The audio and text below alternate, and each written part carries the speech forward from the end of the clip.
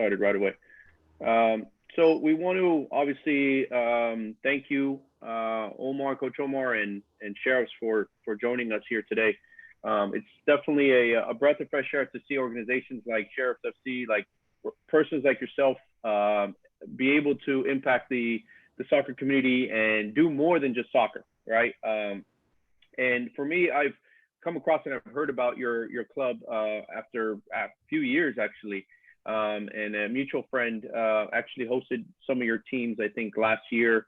David O from SoCal Elite, and so I believe you brought some teams to the tournament as well, which I believe a few of our teams attended as well. So I've heard nothing but great things about your club, your style of play, your philosophy, and more importantly to me is the impact that you guys are creating off the field, right? That transitions onto the field.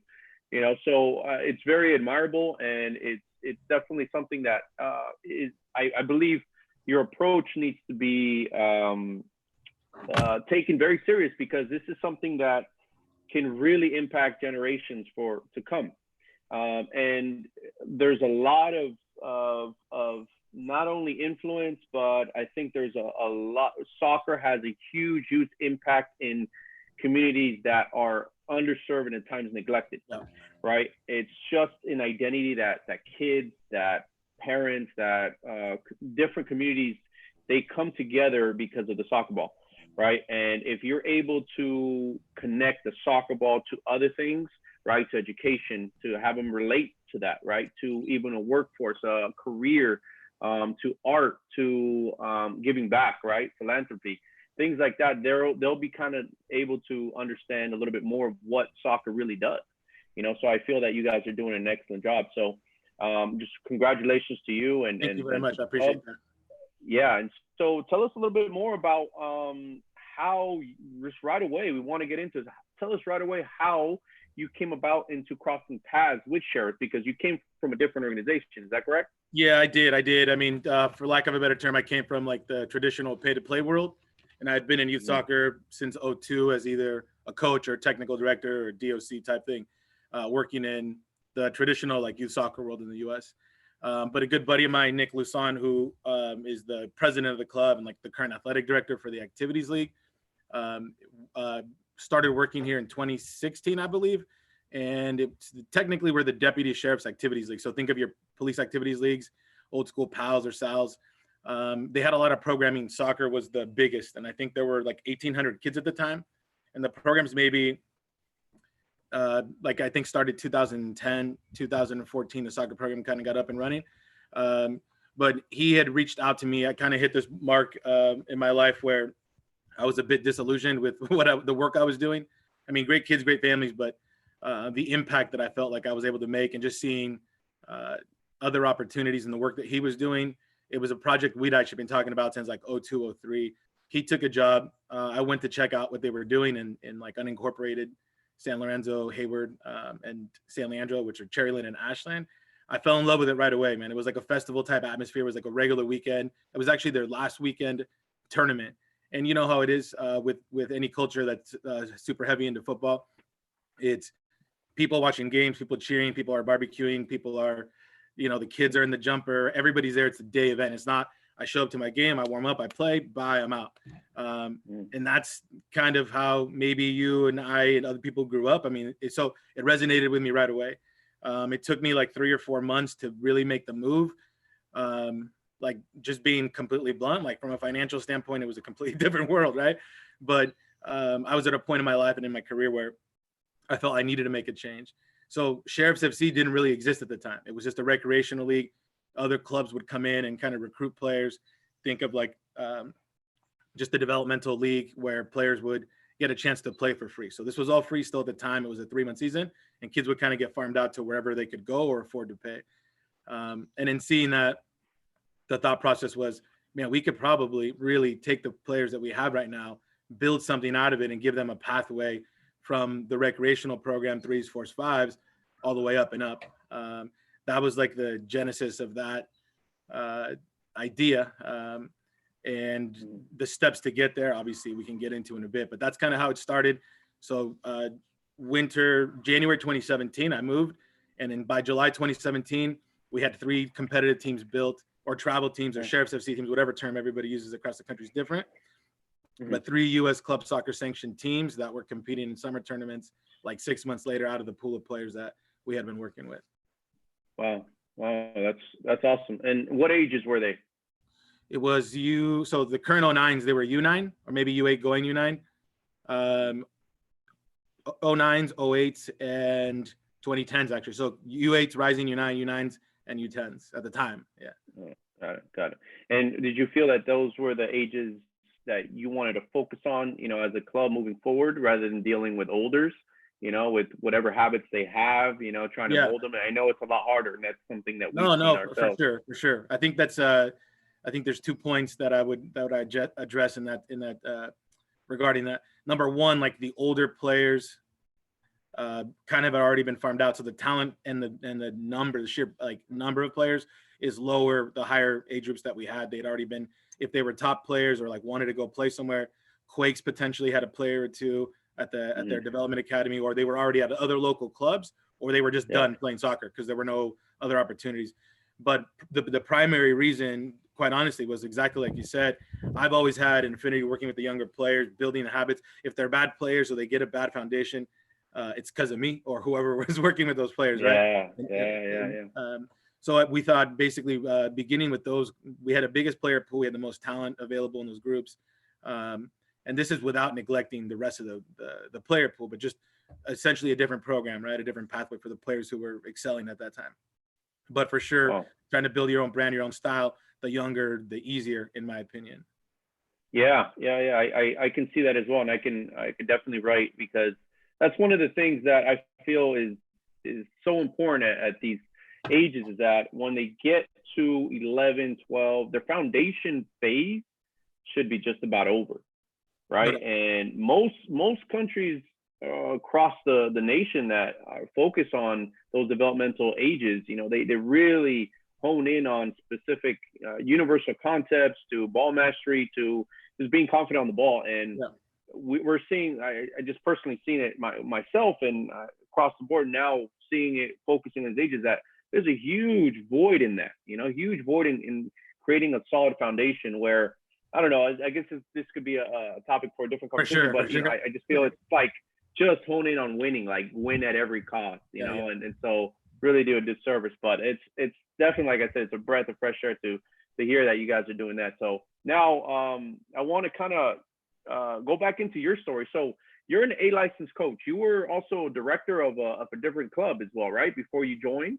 Yeah. I think I got my A in 08. I don't remember, to be quite honest with you. It was my previous job. I was the director of coaching for San Ramon FC, which is not too far from where we exist right now, or Sheriffs FC exists. And prior to that, I helped create a club with a friend, Tri Valley Soccer Club, also in San Ramon, and I had an assistant DOC role under my brother, who was the director at the time at Walnut Creek Soccer Club. So I've been on that side of things for a minute. Yeah.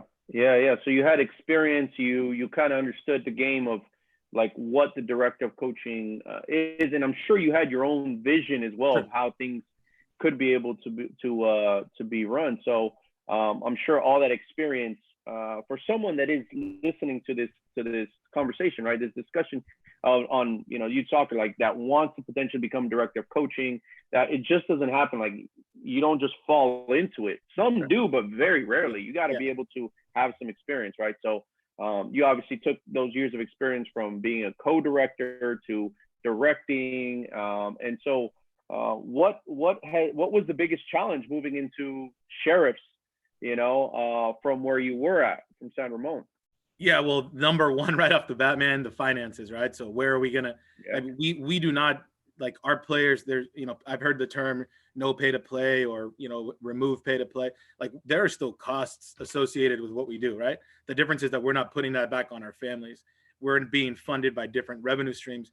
When I had moved to Sheriffs FC, was with the understanding that I was going to be working more as a mentor, still coaching, obviously, but more as a mentor, doing community programs in the schools, lunchtime soccer, and training the recreational coaches to help build that foundation in our younger players, right?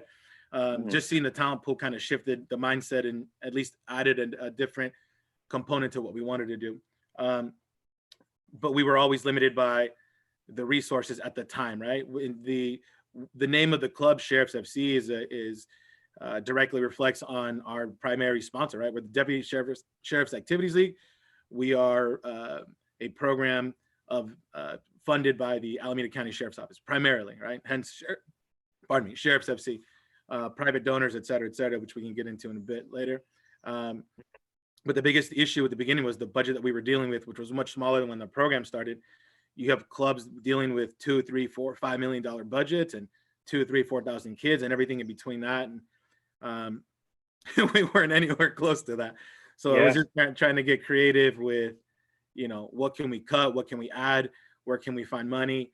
And a little bit of early success. I know it's not all about the wins and losses, but a little bit of early success just in the story. Like, we have these bright cyber yellow, like picture Dortmund jerseys. Yeah. We showed up at a tournament and people were like, who are these guys? And we kind of look like the Bad News Bears, but they played really well. They didn't really get tons of results, but like just from a stylistic standpoint, you could just see a lot of sauce with the kids, you know what I mean? And so it caught a little bit of it caught people's eye and attention. And, there were some families and companies that were like, hey, we're interested in what you're doing. And we'd explain the situation. So we kind of were getting funded piece by piece.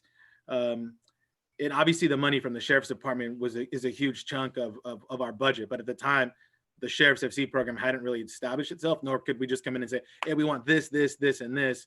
We kind of had to build up to that. But that, to me, was the biggest challenge. That and no other professional coaches or pro coaches that could share the load. So it was like two of us grinding and doing everything from admin to registrar to coaching to handling the whatever, you name it, right? And I'm sure there are a lot of people in that position. And slowly we started to build up staff, bringing people on that are reliable, that could help us out. Wow. Sorry for that long answer. No. It's important that obviously I need to understand as well, like what the process is, because some people just think that, oh, well, they're going to be able to get money from here and here and everything's going to be fine. It's not how it works. There's a grind, there's a process, there's failures, there's like even putting money out of your own pocket just to, all right, well, I need to see this come. You know what I mean? It's like, it's like, and you have kids, you're like, well, man, this kid kind of needs a little something. Like my kids are like, we're okay. Like we're they have food on the table. We have, some kids is really, they don't have much, you know what I mean? So it's like at times you kind of, you put your heart, there's no doubt, and I feel that's one of the ways that creates a very special bond between you and your community and your players and your parents. And they see that you go above and beyond. I feel like I get that vibe from Sheriffs, from you and from Nick and from the community in general. It's like, it's more than just soccer, right? And there's no doubt about that. Absolutely. And was that already kind of established, or did you kind of bring that culture, kind of push that culture a little bit more once you arrived? How do you feel about that? Yeah, that's a great question, man. And we've a couple of coaches in the club right now. Ricky Salazar, who had come in, jumped on pretty much right away as Sheriffs FC started, and our new GM Bijan Sadeghi. We were having a chat. Like obviously we got a lot of time, right, to kind of plan what's going on for the future. Yeah. Along with our sessions, we were chatting about that a little bit. It for sure wasn't here, right? It wasn't that there was nothing in existence. So we had a chance to create it from scratch, good or bad, right? And there's been good and there's been bad, and mostly good, thank goodness. But I'll be honest with you, because of the name and because of the organization, at the time, with a lot of immigration issues happening and still happening, there was a little bit of distrust, right? With just, is this really free? Oh, is it sponsored by the Sheriffs? Is this a trap? What's going on? That kind of thing. Yeah. But I think in anything you do, and as you know through football, everywhere I've been, I felt like if I'm running a sub program or in charge of this or in charge of a staff, and it's never been 100% successful, but I've done my best to help create a culture that I would want to play in, that I would want my kids to want to play in. And to me, that's very family oriented. And what I mean by that is you put your heart and soul into everything that you're doing. The people that want to be there will buy in because they see it, not because you tell them, because they see it by your actions. And slowly, one player at a time, two players at a time, one group at a time, That's how it's been built. It's growing, man, and it's just something that I feel passionate about, and I know that can be done and replicated in other parts of the country. But it's not like we woke up and all of a sudden we had 13 teams and we're involved here doing this. It was a grind day by day, and but a grind in a good way, right? Doing stuff you love is never really Yeah. work, in my opinion. And we've been fortunate enough with our executive director and the captain Idafer and Hillary Bass, who's the executive director. They laid the groundwork. Like, they were working together alone, like with, I don't know, 14 years to build this. And it was literally like put a flyer up and kids showed up and they didn't know what to do. That's Hillary's story. And then all of a sudden they went through a lot of changes and have brought in a lot of specialists, quote unquote, in whatever field, like from boxing, jiu-jitsu. We have some pretty legit programs that are all cost-free to our families. It's because the work they did, 10, 12, 15 years ago. So that's awesome. Ramble a lot, man. No. I like it because I have more questions, obviously, on just that, because I saw that the sheriffs just announced and brought somebody on that is allowing players within the organization to kind of take a career path as well. Yeah. And as you know, in soccer, not everybody's going to be a pro, right? Exactly. Not what I don't even know the percentage, maybe like less than 2%, actually make it pro. So it's important that also parents kind of realize that, and even players, that they need other strengths, right? And of course, it's not saying that it's not possible. Of course not. It's totally possible. But at times you get to a certain part in your life where you're going to decide, what am I going to move forward with, right? What happens if I get injured, right? When I'm playing, So you guys at Sheriffs were able to create a program that also teaches kids at a younger age, what careers they can also have, instead of maybe going to college and say, hey, how about a career? So can you tell us a little bit more about how that came about and what was the thought process on that and how you guys executed that? Yeah, that's a great question. So the coach you're referring to, his name is Gerardo Garcia. I've known him for quite a bit. He grew up playing in the area and was coaching with me at San Ramon FC. And great guy, great person. He happens to be a construction foreman as well. Very good player. It was actually the brainchild of like Nick and Gerardo talking like in an interview process about what he does. We had been talking a lot about you see every website, this club, that club, college ID, college this, college that. We're never going to deter. In fact, we'll encourage all of our players who are dreamers of being pro or the college path. Those are two things that we really value, right? It's not going to be a fit for everybody, and it's not going to work out for everybody. That's not to say that that's not what we're chasing or what each individual kid is chasing. The reality is there are going to be kids that, because we have a variety of levels within the club, they're not going to be pro players, and that's perfectly fine. The majority of them will be pro players. But there need to be other avenues and opportunities, we feel like as a servant of the community through football, right? Can we also provide kids? So like in Gerardo's case, he was done playing, continues to play in some local leagues, or I'm not quite sure if he's still playing pro indoor, but whatever be the case, they had discussed, are there other things that we could bring of value, knowing that, trade labor is very important, right? Just having a skill, right? You're never going to be out of the market, out of the job, aside from a global pandemic, potentially, just to have a different, a possibility to have a different route, right? So in some cases, we were looking at some of these jobs that some of our parents in our club have. They might be making more than a college student right out the gate, right? So to have a stable career path set and defined feels very honorable. And I just thought it was very pertinent to the work that we're doing to give kids another opportunity, another avenue.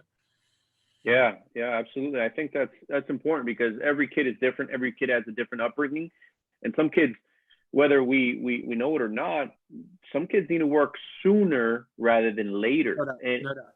And it's because of the current situation where they're at. Maybe their parents, or their mom, who knows? Exactly. Like they need extra income. Exactly. And some kids start working at the early teens, doing hustling, and in many different ways.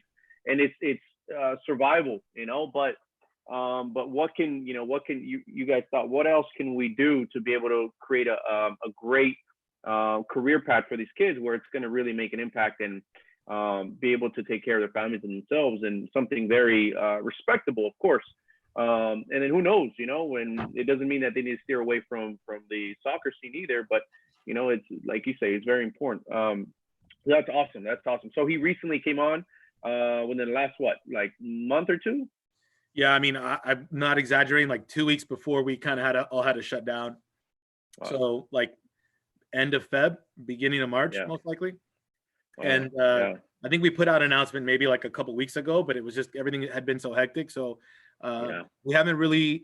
Nick's kind of spearheading that program with Gerardo, and so once we kind of get back, we've had a chance to kind of streamline what we want to do. So we'll be introducing kids to different career paths, and they're setting up the program, and we'll be rolling more stuff out online and social media.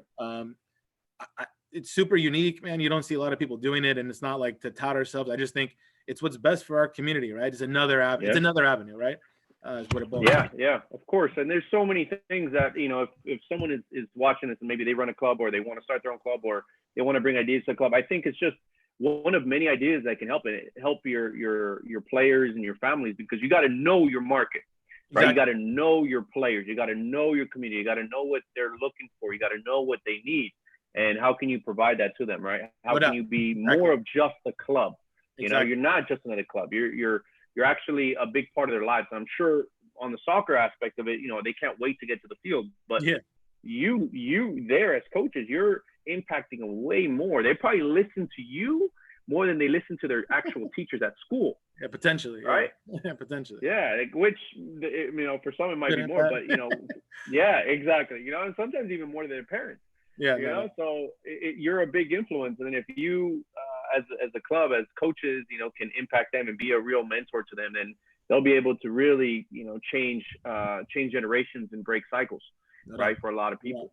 So excellent work. I want to talk a little bit about this project that Nick was telling me about how Sheriffs was able to access some land and create art through an art program and create a street soccer court. Like, tell me more about how that came about.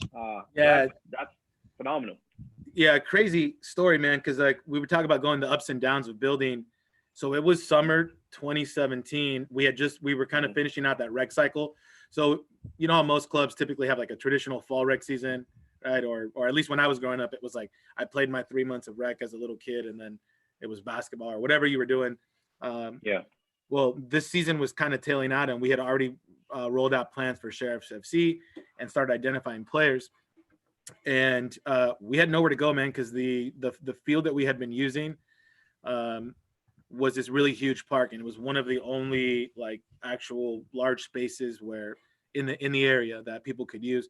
Well, I mean, it got shut down to us for good reason. It was a new elementary middle school was getting built.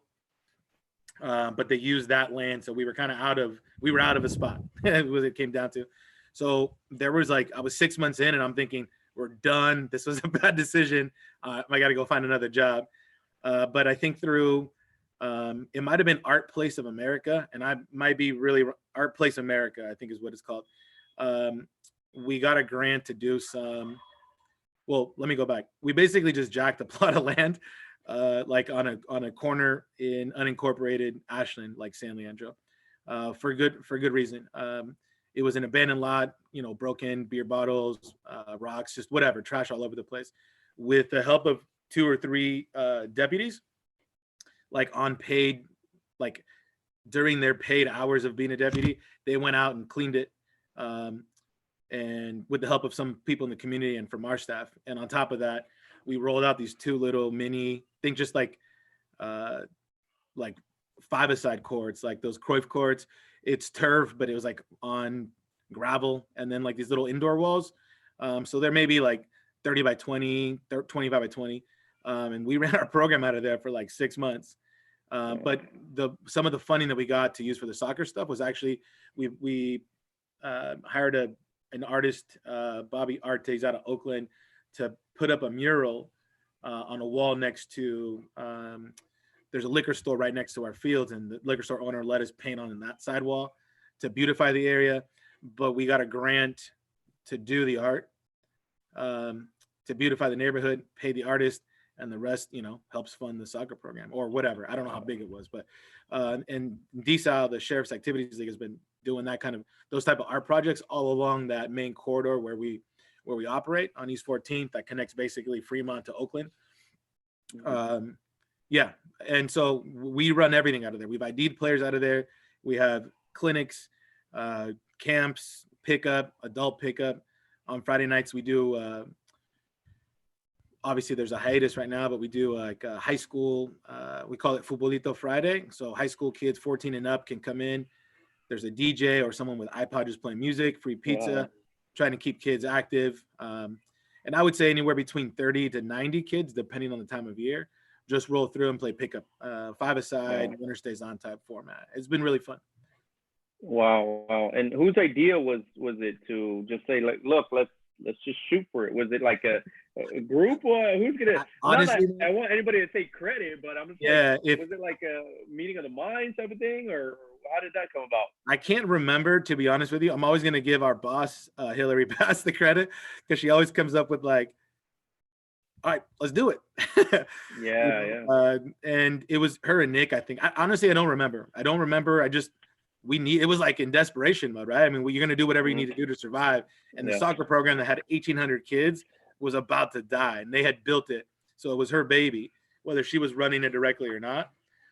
Maybe then meeting of the minds. Obviously, they had it running past the captain and whoever else, man. I don't know if I'm getting anybody in trouble right now. But the crazy thing is, because that park got used so much and the community rallied around it, we'd have parties there, barbecues. That's where we would hold our preseason meetings. I'm just trying to think of the stuff that's happened there, man. It's been crazy. We used to have a festival called Eat a Night Live there where we'd bring bands in or rappers or music or whatever. So it really activated the community. Because we're an unincorporated part of the state or county, there's no public funds that go back into that community, right? No taxpayer dollars.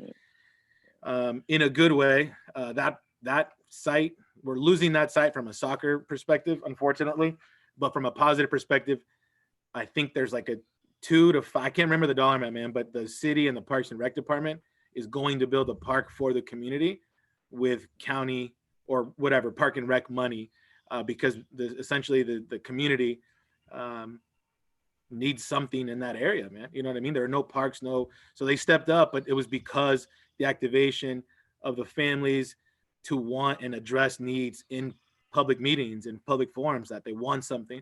So they're investing in their community now because, quite honestly, because of football, because of DSAL, because of our bosses, because of a thought process and actions that happened 15 years ago. Yeah. Because it's all it is. More than anything, an idea is just an idea, right? It's just great. Lots of people have ideas, right? But the hard thing is taking action on those ideas, right? And then after taking action, you're not going to see something just all of a sudden just unravel perfectly in front of you, and then how do you take action after that happens, right? And how do you take action after that, and if the idea and if the mission and the why is so great, then you're going to find a way to make it happen.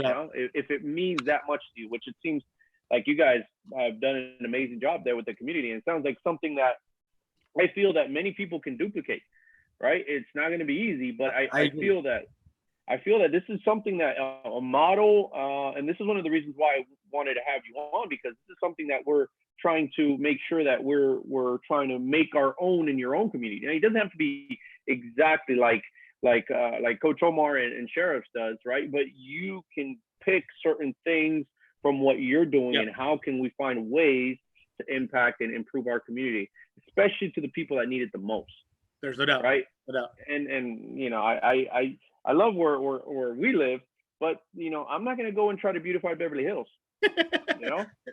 I'm not. So that's not my goal. At least my goal. If somebody in Beverly Hills, that's okay. That's their community, and that's fine. But I'm trying to impact the people that really need it the most. And so now doing this, Coach Omar, for a few years, since 2017, 2016. Now, fast forwarding, what's the vision now for you guys? What do you guys have planned that's exciting you for the next year, 2 years? Obviously, after this, mechanics and so forth. What's exciting you? What do you guys have cooking? If anything, you guys can share with us. Yeah, for sure, man. And I appreciate you asking. So obviously continuing what we're doing and building, not expanding, right? For the sake of getting numbers. We're in a completely opposite position of what most clubs are. I mean, and I can say it because I worked at businesses at times, and a variety of people looking at either a club as a business, or a club obviously requires financial investment in some form, shape, right? And some people doing better work than others without passing judgment. We want to continue to build on the programs that we've had and making the experience better for our families. So at some point, tutoring for our players, we've had a chance to rethink a lot of stuff, right? So just essentially investing in the current players that we have. If we grow, right? Like we have a pool of 1,500 kids that we're working with. So our competitive player pool is relatively small compared to most clubs. We're like at 166 kids. We'll grow from the bottom up, right? So we're not going to be bringing in a U19 team to say we have numbers. And we don't look at players as dollar signs, because they're actually an expense for us, right? In terms of dollars, but it's an investment in the community to bring more players in because they're involved in something positive, essentially. But in terms of like big picture things that we're looking forward to, 3-year project, we're hoping that by January to March next year, these 2 mini courts that we're losing, we're in works with the city right now. There's on a project to build 2 international sized futsal courts, and that would basically be 4 youth standard futsal courts.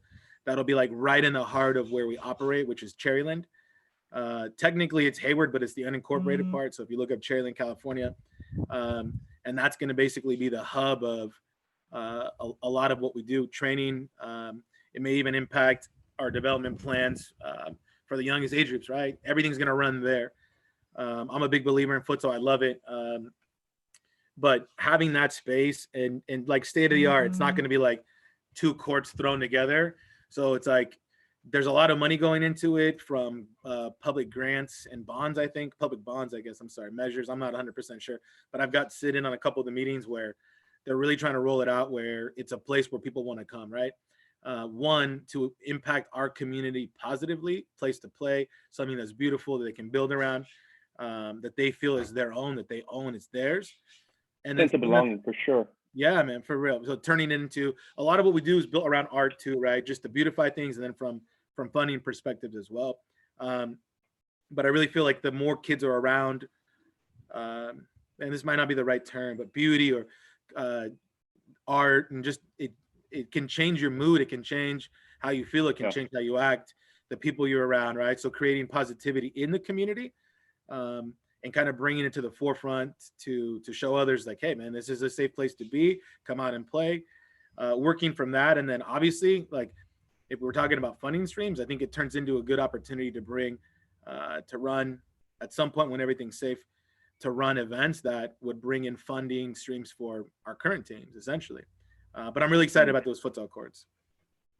Oh, that sounds exciting. You got to be excited, because of things like that, because you're able to, like I mentioned, have a sense of belonging to the people that actually live there, right? And one key thing is you going and let's say recruiting players from this city or this city that's like 20 minutes away, 30 minutes away. But it's another thing to actually create something where you don't need to drive 30 minutes to be part of something. Like you could drive 10 minutes. Like I go to school, like a kid's very proud. Well, I go to school down the street.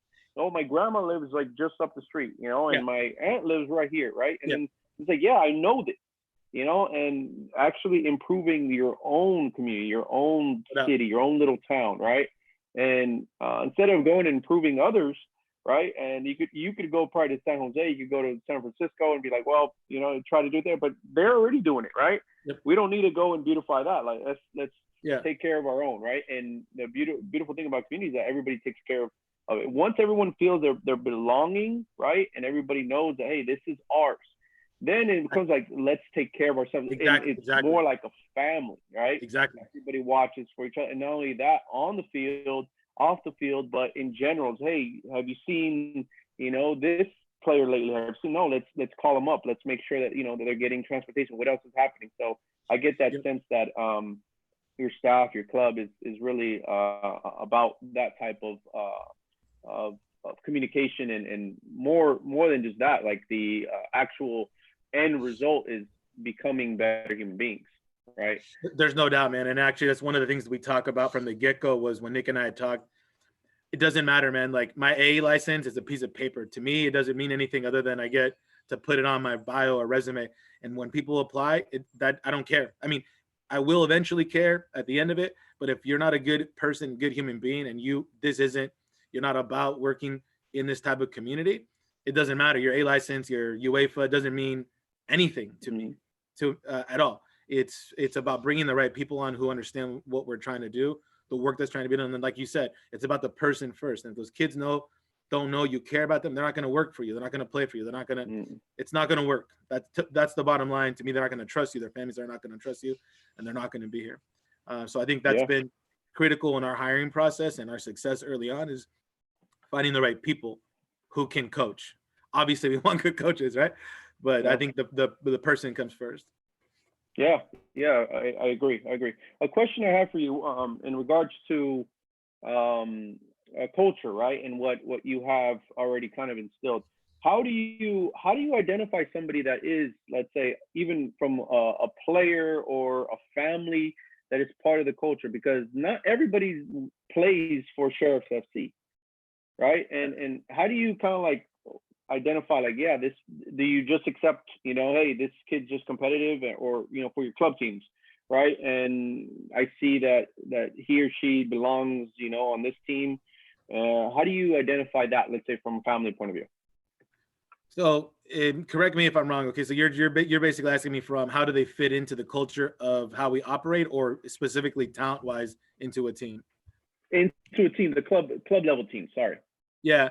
So typically what we'll do, so it's open enrollment year round. We don't look at it like a traditional tryouts are this time, although we would host a trial and then like you're locked into this team. So there are very few age groups where we have multiple teams in an age group.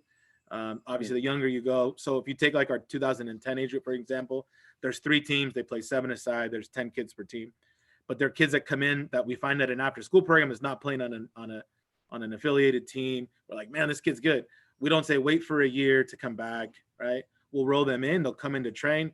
So almost think of like a trial period where we want to see if it's a good fit from a football standpoint, right? Because one session is not going to tell you anything, rarely.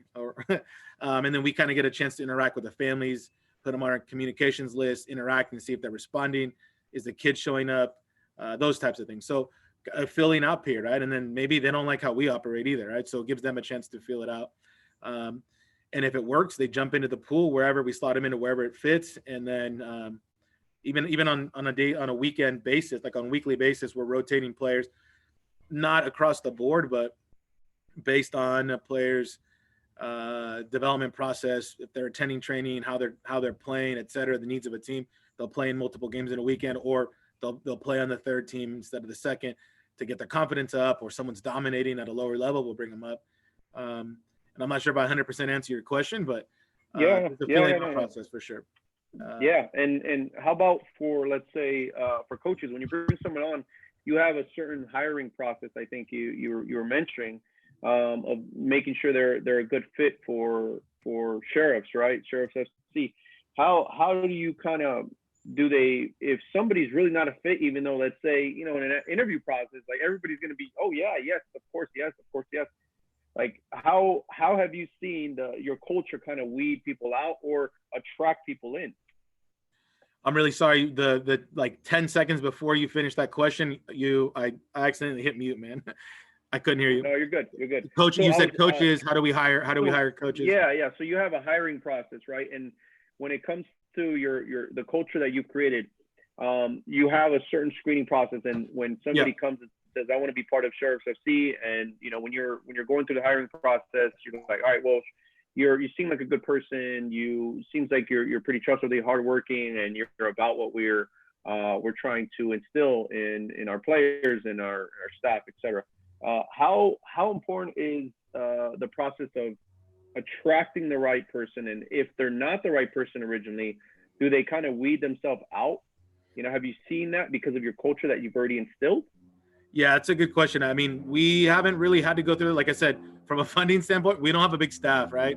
And we've typically either hired, actually, we've typically hired people that we know are going to fit the bill, right? And in a case where we're not 100% certain, it will 100% come out in terms of getting weeded out by the culture, or like if it doesn't fit, you'll see it. You'll see it, or the parents will see it. You're going to sniff out a fake, a phony, or I mean, it could just be a time thing, right? It's like people are doing. We don't have like 100% professional paid staff coaches that only work here. We have some, but not all. So in some cases, time may weed you out. But the reality is, there's so much more. It's like teaching, right? Or being a mentor. There's so much more than just showing up, at least in our community, than showing up and coaching that session, which is quite honestly is an important piece, right? So if we haven't met somebody, we go through the process. Good person, this checks out, resume, we bring them out on the field and they run a session, and the football's not good, then it's not going to be a hire for us. If it's close and it's somebody that we can mentor, dude, for sure. If all the other boxes tick off, then for sure we can roll them through our philosophy, our game model, how we want to teach, etc. And if it's not meant to be, it's not meant to be. You for sure, like you had said, the things that are required of our coaches off the field, for sure will dictate, if you're able to do them, will dictate whether you can hang or not hang. I don't mean that in a bad way. I just mean of course.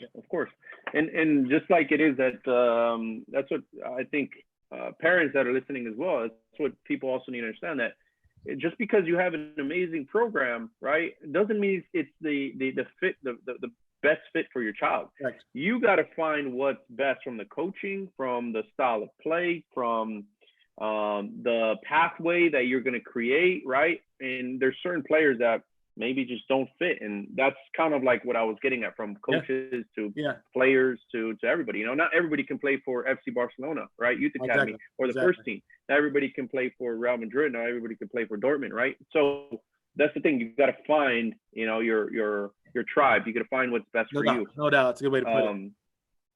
And what advice would you give to parents that are looking, to potentially join an organization like yourself, or an organization in general, that, look around there, as you've seen, probably you see those parents that jump from club to club to club to club to club, always looking for the next best thing. What advice would you give to parents in general?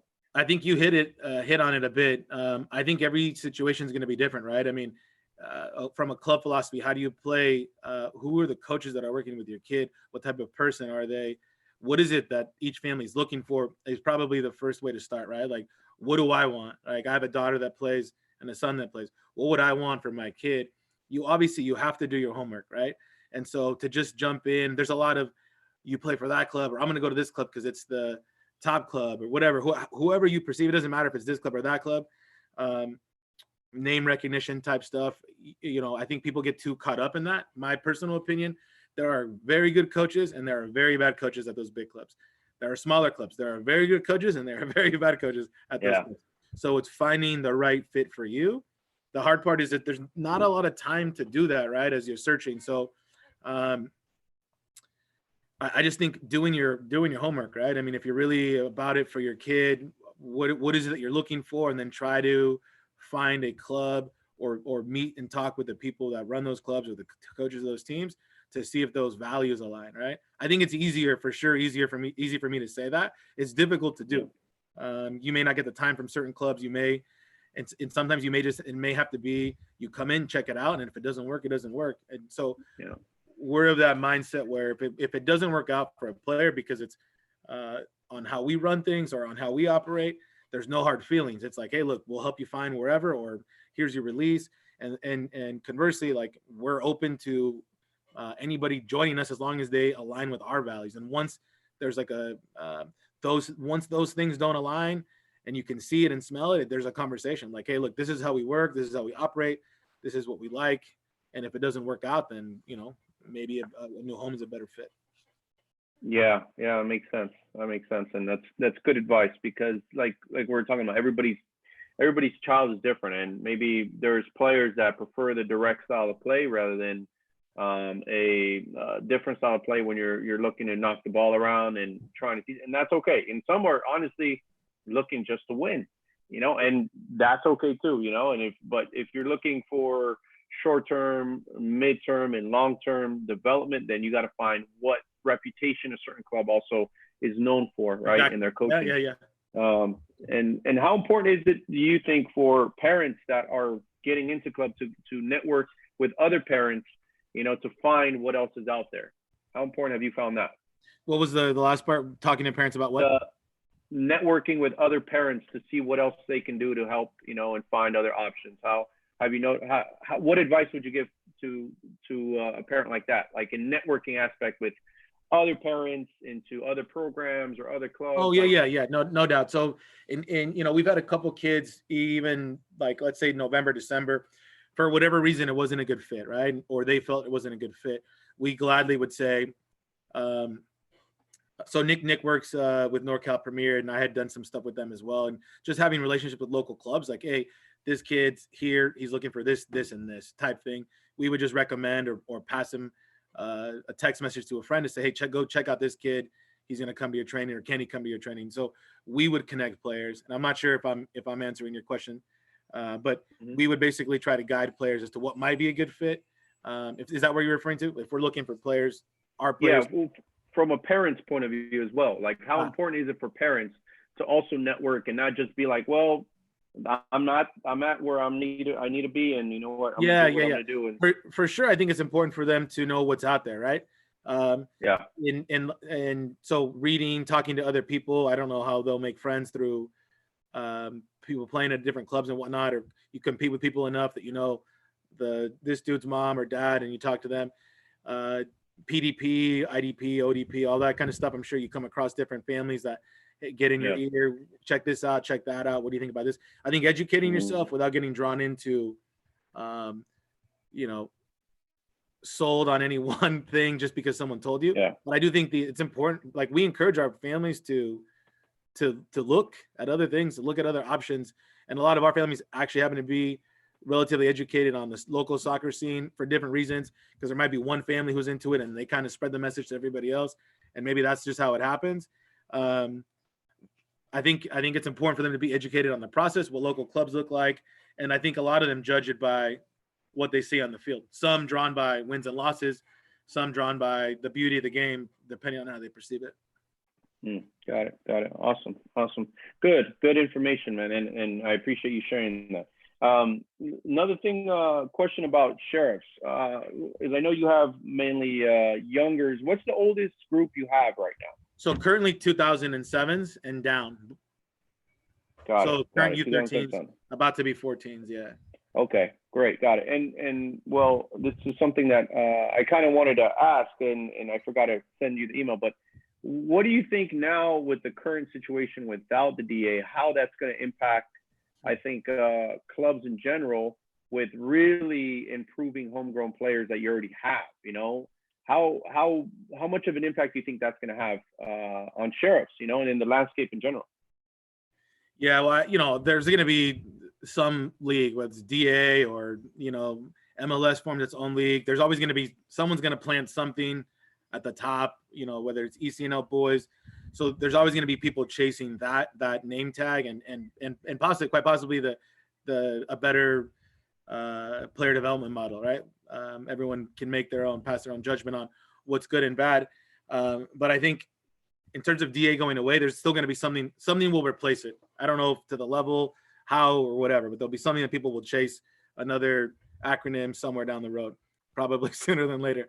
But I think in terms of developing your own players, I mean, I think it's difficult here, right? Without Pro Rel, like, what are we truly developing players for, right? What are we pushing our players to go do right now? Was it DA at other clubs? Was it paths to play high school soccer? Was it college? Was it MLS? Was it go abroad? Was it to keep kids safe, which, you could argue for sure was just to provide a healthy, happy home, and then help each individual player find their right path, which is, I think, where we're at. But in terms of the DA going away, what does it do for other clubs? I mean, in the moment, you don't have to worry about kids looking over their shoulder, like, are they going to leave? What I put all this time in. Like, we should be promoting our players to whatever the highest level is that they want to achieve, but educating on what we feel is right. So not passing judgment on any programs. I think whether the DA is there or not, I think our job is anywhere, whatever club we're at, is to work with those players like they're never going to leave, but push them hard and give them the program and the development and the nurturing that would allow them to leave, if that makes sense. If that's the best avenue for them. Yeah, absolutely. That's a good point. Now, how important do you think it is for clubs within certain areas, within closer range, I don't know, maybe 20 minutes, 15, 20 minutes, to come together, especially right now, and try to play a little bit more like they do in other countries, right? Where like in Buenos Aires, they have like, I don't know, like 16 professional teams, right? Just in Buenos Aires, right? And imagine the competition level, not only on the street, but all over the city, where it's like you just literally need to drive like 2 blocks and you're playing a different academy right there, a different team. You know, how important is it now for the soccer community to come even closer to really help these kids and see them grow? Well, I think it's important. I think it had always been important, but we get so caught up in, I don't know how your flighting works down there, but if you're in Premier or if you're in Gold, your neighbor's in a lower division, or they're in the higher division, we don't want to play them because we might lose players to them, or hey, we don't want to play them because they're too soft, they're not good. Like, I think kids need to play, right? So given the conditions, it becomes even more important, right? They need to be playing, in my opinion. And obviously we want the best competition available. But I would rather play, for 4 hours than drive for 2 hours, play for 1. And then, you know what I'm saying? So kind of to your point, I think we might even get mandated to play a little more local. Who knows? You know what I mean? But I think collaborating and working together within local communities to create those environments, whether you call them play dates or just games or friendlies, becomes important for the benefit of the players. Yeah, of course. And also incorporating, I feel, the futsal, which you guys as well are a big fan of. You know, I think that's another way of combining, and now that you can actually host eventually when that project is done, you know, you'll have people come to you, and then let's say somebody else sets up their own court, right, or arena, however, or field, and you know, you don't have to travel far. But the important thing is obviously getting the ball rolling and really taking care of your own development within what you can control, right? Exactly. So awesome, man. So a little bit more, a few more questions before we kind of wrap things up. I have a question that I wanted to ask you. If soccer didn't exist, Omar, what would you be doing? I'd be working with kids in some form or fashion. I thought I was going to be a pediatrician when I went to school, but chemistry kind of killed me. I'd probably be teaching, honestly, Yeah. Nice. Nice. And then who has been your biggest role model, you know, to this point? You know, it could be career-wise, it could be life-wise, like in general. Life-wise, my parents, man, for sure. They came here from Mexico like in 73, I think. And my dad was a migrant farm worker. So just from, you know, without getting into super detail, just work ethic, just never things that it was a different upbringing. It was never like, I did this, you have to do this. I finally caught wind of a lot of stuff about the whys, right? When I was older, my dad was never the type of guy that was like, I did this for you, or, you know, this is what, but I caught all those stories later on. So I just think like silently just kind of absorbing the way he worked and the way he treated people, and my parents treated people and went about their work and their family. For me, 100%. Was them. From a football standpoint, a lot of different people in a lot of different phases of my life, but my brother was a director that kind of pushed me into inadvertently. It was like, I didn't want to do this because he was doing it type thing. And I just went and worked some camps with him, and I kind of learned what I wanted to do and not wanted to do based on his work. And I'm always appreciative of that. His mentorship. Nice. And it's just so it's you and him that are both kind of have a similar role, both directors? Yeah, he's out in somewhere. I think he's in Baton Rouge, man. The guy moves like every 30 days or something. But he's a club director, and done a lot of college stuff back in the day as well. He's in Louisiana. And then I got a sister who's in Alameda, California, but she's not in the youth soccer scene. Yeah, nice, awesome. And I want to ask, I know you've you've briefly talked about this, influencing from your brother and your parents, but how important it is for a coach, a young coach, to have a mentor to look up to and to model? How important do you feel that is? Well, quite honestly, man, I think it's really important. And I wouldn't say that you need one. I think you need a lot. You need to see a lot of different stuff. And of course, you may gravitate towards somebody. Someone may want to give you more help. But I think seeking that out.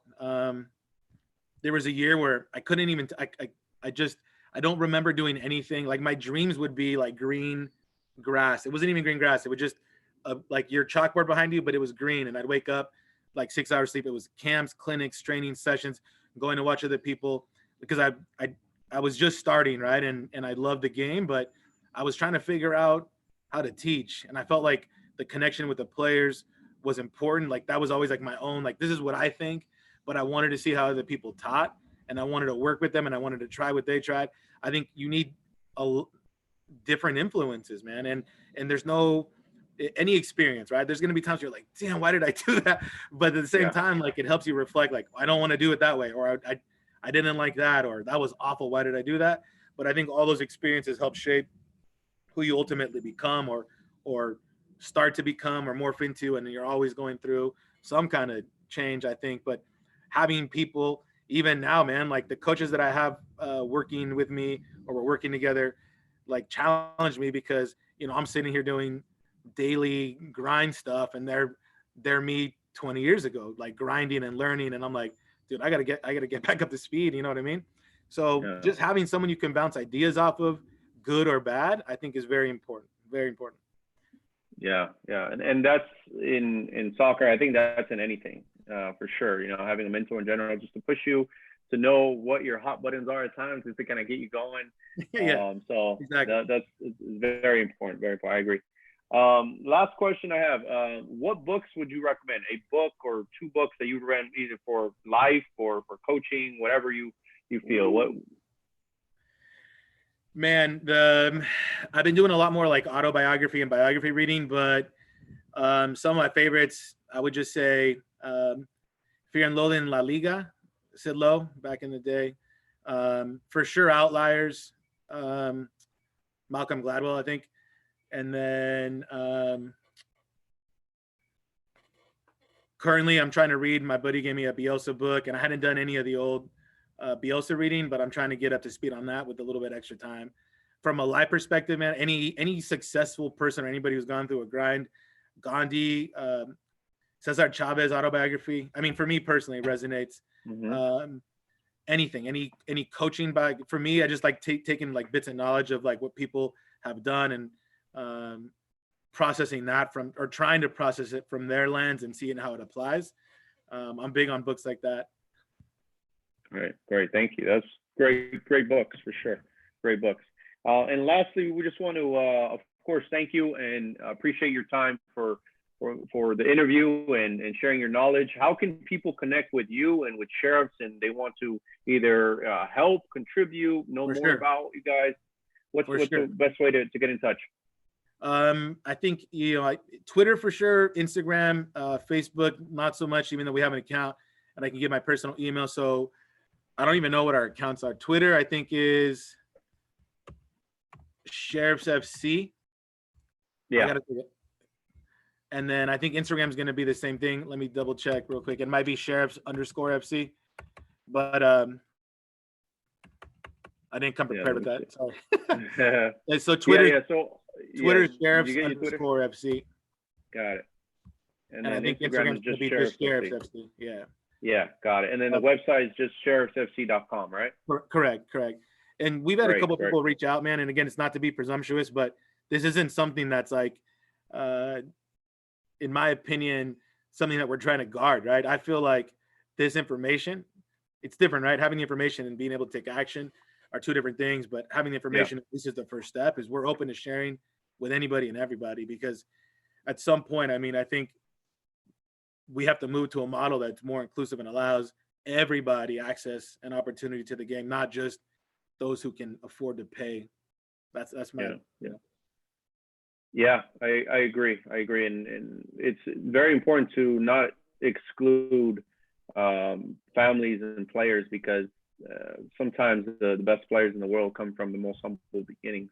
Yeah. And if they don't have an opportunity to play, or to receive the coaching that, you go and get, your top level licenses and take a bunch of courses. But, if you don't have the passion to actually use it for people that can really benefit from it and run with it, if you kind of just, it's all for me and only for the people that I want to share it with, and I feel like it's, just personally, I don't feel like that is an appropriate way of sharing and making sure that we're growing the sport here. I agree with you 100%. Yeah. So, absolutely. Coach Omar, thank you again for your time, for jumping on, and congratulations to Sheriffs FC and what you guys are doing. We hope that we see more models just like Sheriffs FC continue to pop up and do more for their own community and take control of their own development, where they're at. So once again, thank you, Coach Omar. Any last thoughts?